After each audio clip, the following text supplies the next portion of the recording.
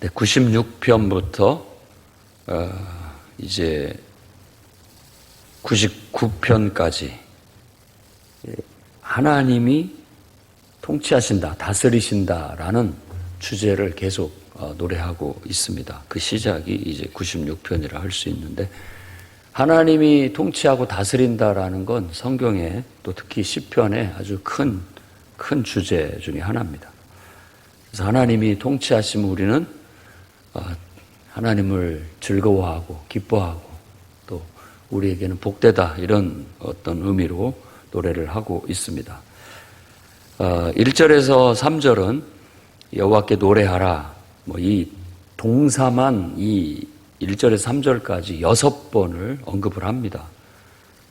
특히 이제 너희는 뭐뭐 하라는 그런 어떤 너희라는 이 3인칭 복수형을 써가면서 노래하라, 찬미하라, 전파하라, 선포하라, 이 단어들을 계속 나열하면서 하나님 앞에 나와 그분을 노래하고 찬미하고 그분을 선포하고 또 널리 전파하라는 그런 명령을 내리게 됩니다. 노래하라는 말을 3회 반복을 하고 있는데, 그 노래는 바로 새로운 노래, 새 노래. 그러니까 이 새 노래라는 의미는 새로 지어서 부르는 노래이기도 합니다만은 어떤 하나님의 새로운 역사, 새로운 미래의 시작, 어떤 이런 것들을 의미한다고 볼 수 있습니다. 하나님께서 우리에게 개입하시고 또 하나님께서 직접 통치하시러 오시고 또 하나님이 이 땅에 심판하러 오시면 바로 새로운 노래가 쓰여지기 시작하고 새로운 노래가 불려질 수 있습니다. 그래서 이런 새로운 노래라는 말 속에는 어떤 인생의 새로운 변화 그리고 미래적인 기대, 이런 것들을 담고 있다고 볼 수 있겠습니다. 우리 인생에도 새로운 변화가 하나님의 역사로 말미암아 이루어질 수 있기를 바랍니다. 이 나라도 그렇고 앞으로 미래에도 새로운 하나님의 변화가 우리에게 임할 수 있기를 늘 우리는 기도하고 노래하며 나아가야 되겠습니다. 찬미하라라는 것은 이제 바락이라고 해서, 또 이것은 좀 약간 하나님께, 원래 바락이라는 게 무릎을 꿇다라는 단어인데 그것 자체가 이제 하나님을 높이는 그런 의미로 보여서 하나님 이름 앞에 무릎을 꿇어라, 이렇게 해석도 할 수 있겠습니다. 그분을 찬미한다라는 것 자체는 그분을 높이는 의미를 갖고 있습니다.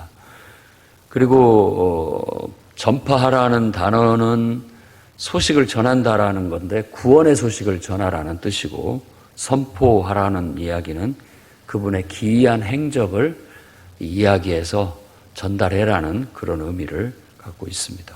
그래서 우리가 해야 할 역할이죠. 하나님을 왕으로 섬기는 백성들은 마땅히 하나님 앞에 기도해서 하나님이 우리의 인생 속에 찾아오셔서 우리의 삶을 하나님께서 다스리시고 또 변화시키시고 새롭게 해주시기를 기도하고, 그분을 높이고 그분의 구원의 소식과 그분의 기이한 행적들을 온 세상에 드러내야 되겠습니다. 4절에서 6절은 그 이유에 대한 이야기를 하고 있는데, 왜냐? 하나님은 위대하신 여호와 하나님이시기 때문이다.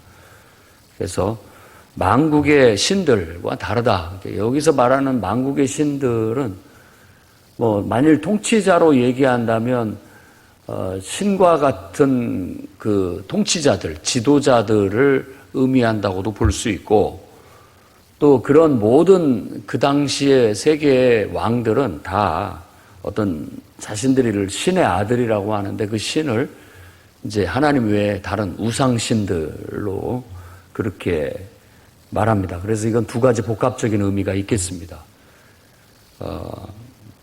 모든 민족들의 신들이라는 건 우상을 나타내기도 하고, 또 그런 어떤 신의 아들이라고 스스로를 지칭하면서 통치하는 통치자들이라고 말하는데, 그 다음에 나오는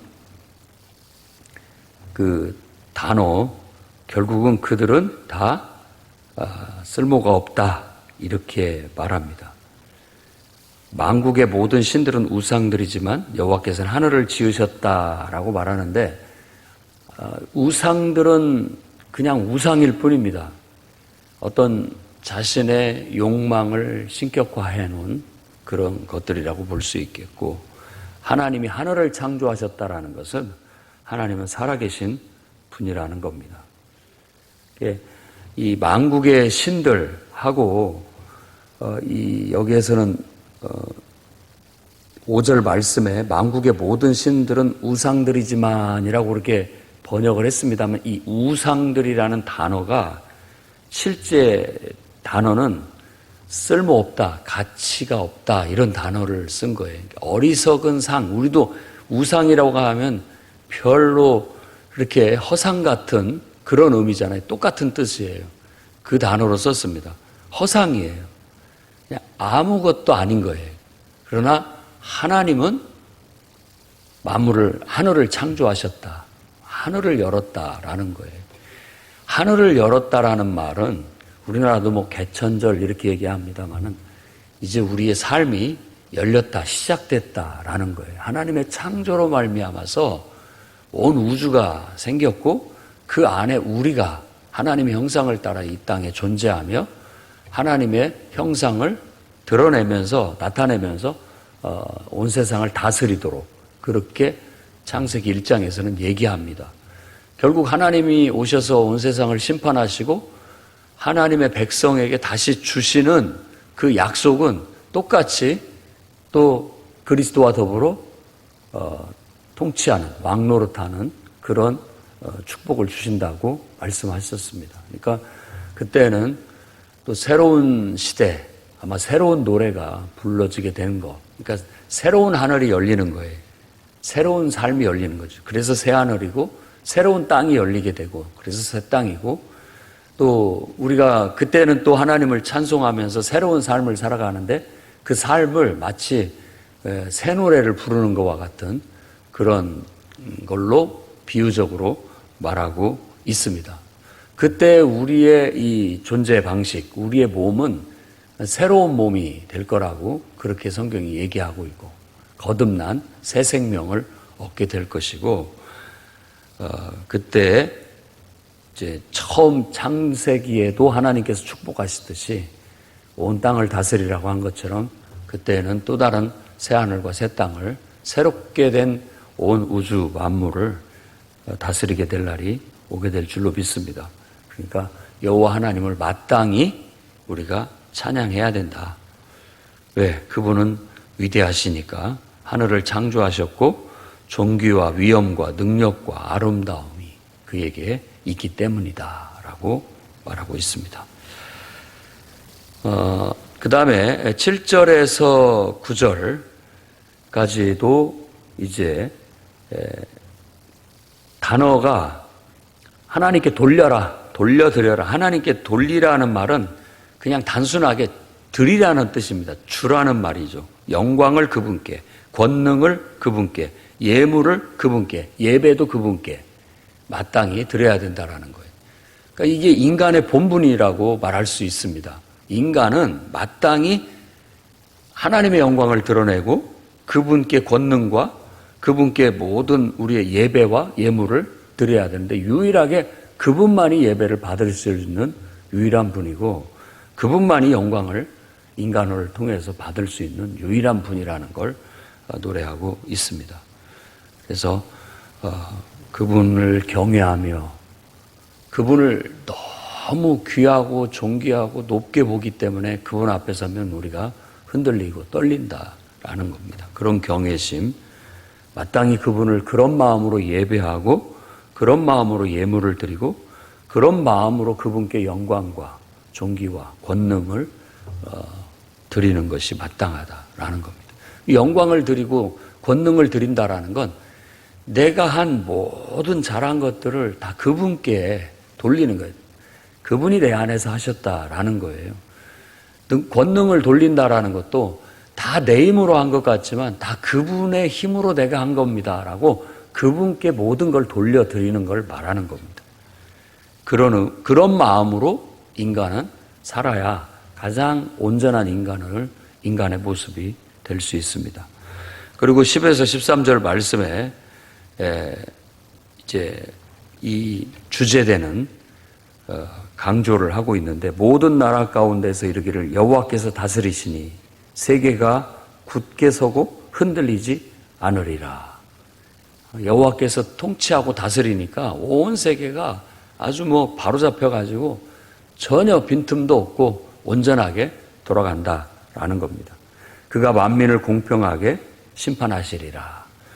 이 심판 그 자체가 어떤 재판을 한다는 행위이면서 그것 자체가 다스리님의 통치 행위, 그걸 얘기하는 겁니다. 그러니까 통치 행위라는 건 그냥 단순하게 보면 신상필벌이에요. 잘하는 자에게 혜택을 주고 잘못한 자에게 벌을 내리는 거. 이게 가장 기초적인, 가장 밑바탕 통치 행위라고 볼 수 있죠. 지도력을 행사한다라는 것 자체가 어떤 공평과 정의로 질서를 잡고 기틀을 튼튼하게 세워서 건강하게 모든 것들이 힘있게 돌아가게 하기 위한 어떤 통치 행위를 말하는 겁니다. 그래야 악이 틈타지 못하고, 그래야 무질서가 들어오지 못하고 모든 것들이 다 순조롭게 돌아갈 수 있게 되기 때문에 그렇습니다. 그러니 그분의 다스림을 노래하고 온 땅이 그분의 다스림을 마땅히 환영하고 기뻐하고 즐거워한다. 땅과 바다 그리고 그곳에 있는 모든 것들이 다 기뻐하고 즐거워해야 된다라고 말하고 있습니다. 그러면서 그 이유, 그가 오신다라고 말하고 있고, 그가 심판하러 오신다라는 거, 의와 신실함으로 그의 오심을 얘기하고 있습니다. 그러니까 그분이 다스리는 것에 대해서 굉장히 기대하고 있고 소망하고 있고 기뻐하고 있죠. 우리도 새로운 통치자가 또 뽑히면 또 그런 기대와 희망을 갖겠죠. 또 그런 사람을 선출함으로써 더 나라가 더 한 걸음 더 성숙하고 더 온전해지기를 바라는 그 기대와 바람 속에 기쁨을 갖게 될 겁니다. 그런 마음으로 이제 그분이 오신다라는 기대와 소망을 품고 온 땅이 기뻐하고 즐거워한다라는 그런 노래로 마무리를 하고 있습니다.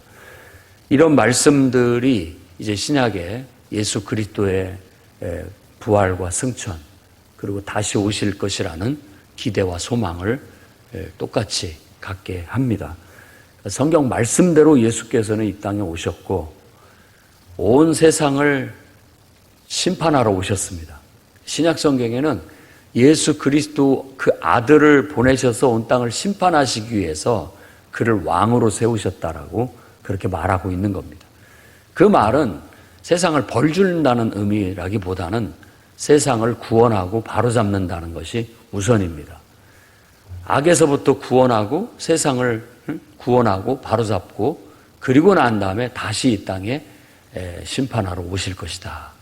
그때에는 이 땅에 악과 모든 저주를 다 심판하셔서 지옥 불못에 던질 것이다 라고 그렇게 성경은 우리에게 가르치고 있습니다. 그날이 속히 오기를 우리도 기대하고 소망하며 오늘을 기뻐하고 새로운 노래를 부르며 항상 살아갈 수 있기를 주의 이름으로 축원합니다. 기도하겠습니다. 거룩하신 주님, 속히 오셔서 우리 가운데 임재하시고 우리를 통치하시고 다스려 주시옵소서. 하나님의 통치와 다스림이 우리를 바르게 하고 온전케 하고 우리를 가장 복되게 하고 행복하게 하는 것을 믿습니다.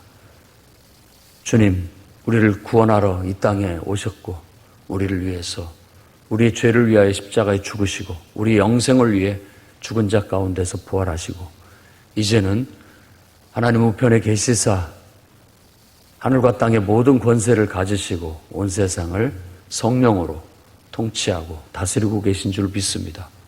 이제 주께서 올라가신 그대로 승천하신 그대로 다시 이 땅에 왕권을 가지고 강림하신다 약속하셨사오니 그 말씀 그대로 속히 오셔서 온 세상을 바로잡아 주옵소서. 약속하신 그 나라를 약속하신 그 모든 것들을 우리에게 그대로 이루어 주옵소서. 그 기대와 소망을 가지고 오늘을 살아가게 하시고 또 우리에게 이 땅에서 살아가는 이유, 우리가 삶을 또 시간을 살아내야 하는 사명 늘 부여잡고 오늘의 우리의 할 일에 또 충실하게 하시고 우리의 사명과 본분을 다하게 해 주옵소서.